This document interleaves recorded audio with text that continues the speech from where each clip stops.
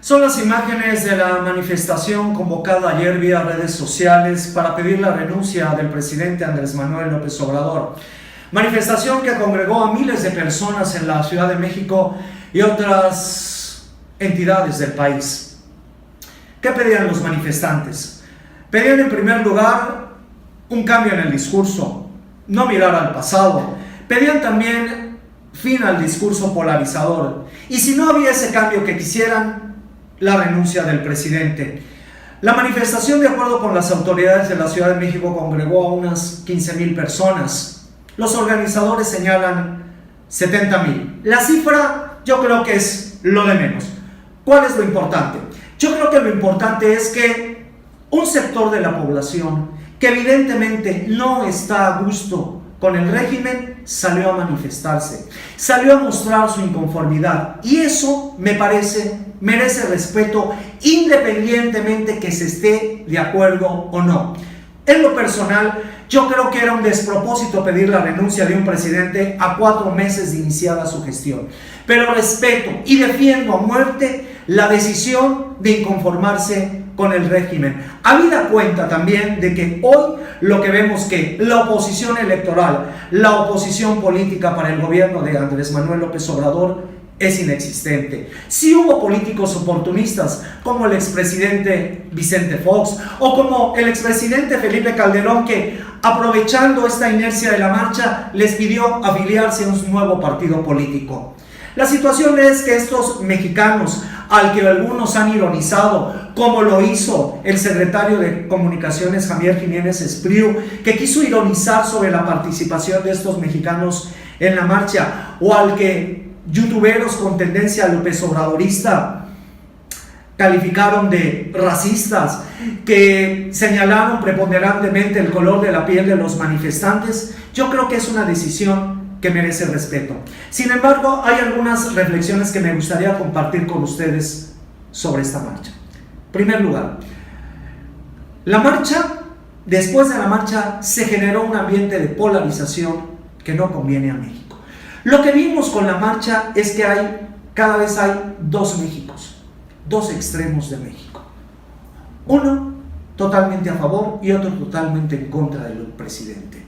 Los matices. No encuentro los matices, no encuentro dónde podrían estar los puentes de entendimiento entre ambas posturas. Los radicalismos no favorecen al país, los extremismos no favorecen al país. Y lo que vimos ayer en redes sociales fue un intercambio brutal de mensajes de odio, un intercambio brutal de descalificaciones mutuas. Vimos hechos sumamente reprobables, como el que le decía de ese youtubero que hacía mención del color de la piel de los manifestantes. Vimos también cuestiones de manipulación como la del ex senador Javier Lozano y el escritor Francisco Martín Moreno, que subieron fotos falsas de una manifestación ocurrida en el 2004 contra la inseguridad, contra el mismo López Obrador, queriéndola aparecer como la manifestación de ayer, en una abierta manipulación. Esos hechos son sumamente reprobables. La cuestión es aquí: ¿cómo evitar que el país se siga polarizando? ¿Cómo evitar que cada vez tengamos a dos bandos total y absolutamente confrontados? ¿A qué nos lleva la polarización? Uno, a no ver ni lo positivo ni lo negativo del adversario, porque estamos hablando ya de enemigos. No, son adversarios, son gente con diferentes posiciones políticas. Y lo que yo creo es que hoy en México lo que debemos hacer es encontrar los matices, encontrar las razones, encontrar los argumentos, no las pasiones. La manifestación de ayer yo creo que obedece mucho al miedo. Hay miedo en un sector de la población. Sí, el miedo a perderlo todo, el miedo a que México se convierta en Venezuela. Nada más lejos que de ello, yo creo. Sí hay políticas populistas de este régimen, pero sí también hay fundamentos macroeconómicos por los que seguía el régimen que cualquier gobierno neoliberal envidiaría. ¿Qué más que la firma de inversiones BlackRock, la número 1 en el mundo, el número 1 en gestor de inversiones en todo el planeta, le escribe una carta a López Obrador pidiéndole participar en la construcción del ferrocarril transoceánico en el istmo de Tehuantepec? Los tratos de López Obrador con algunos de los hombres más ricos de este país. No, el miedo no nos debe de dominar. Yo creo que lo que debemos encontrar son argumentos para hacer un debate constructivo.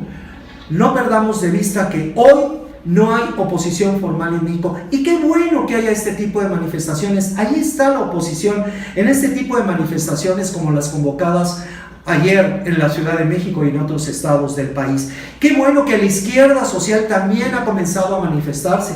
Tenemos el caso del STLN, tenemos el caso de comunidades indígenas que se oponen al Tren Maya, tenemos el caso de comunidades que se oponen a la construcción del aeropuerto en Santa Lucía por temor a quedarse sin agua. Lo que debemos hoy de construir en México es un diálogo civilizado, un diálogo de debate, un diálogo de argumento, un diálogo de razones. Ayer mismo fui testigo de ello.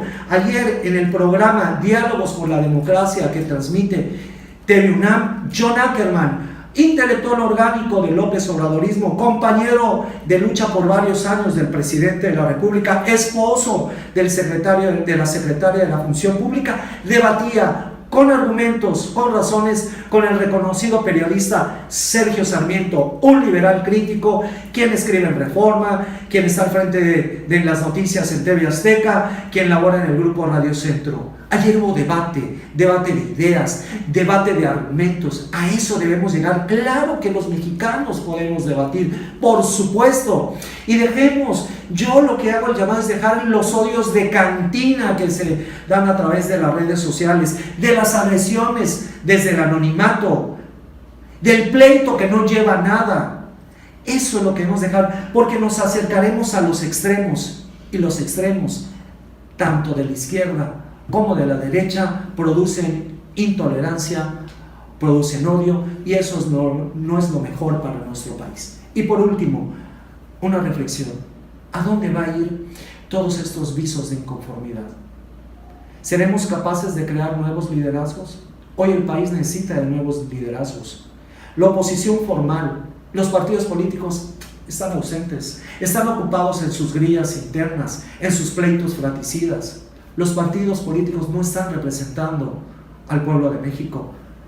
¿Qué se va a hacer con toda esa masa que no está de acuerdo con el presidente de la República? Con todos esos mexicanos que quieren encontrar una vía para mostrar sus inconformidades.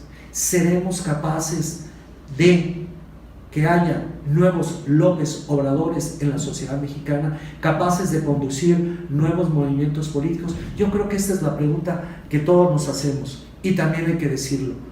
Buena parte de todo esto que se ha generado, de esta polarización, es fruto del discurso del presidente. Es hora de que el presidente se dirija a todos, no nada más a sus leales.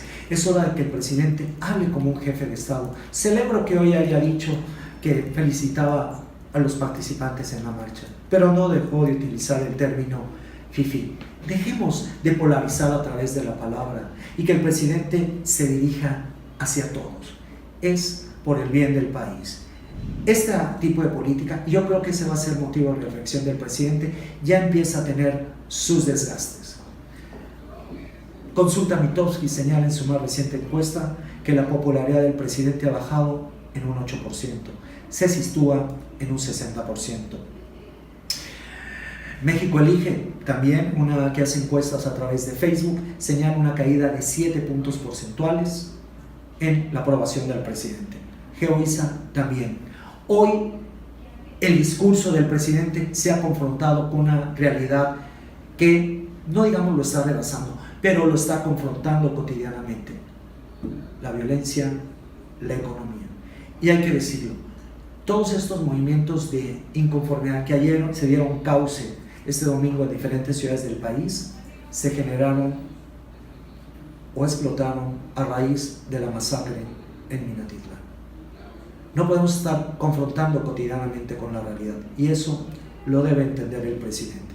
Y también una reflexión: ayer las manifestaciones convocadas en Veracruz para protestar contra la política del presidente no tuvieron convocatoria. Fueron muy pocos los que asistieron. En Veracruz nos quejamos mucho, nos quejamos de todo, pero poco hacemos. Yo creo que es hora de quienes están inconformes también empiecen a expresar sus inconformidades por diferentes vías. Es por el país, es por tener un sistema democrático más fuerte y es también por fortalecer las instituciones. Y mi nuevo llamado es establecer puentes, a encontrar los matices. No todo es blanco y negro, hay muchos grises y en los grises podemos encontrar la solución a nuestros problemas.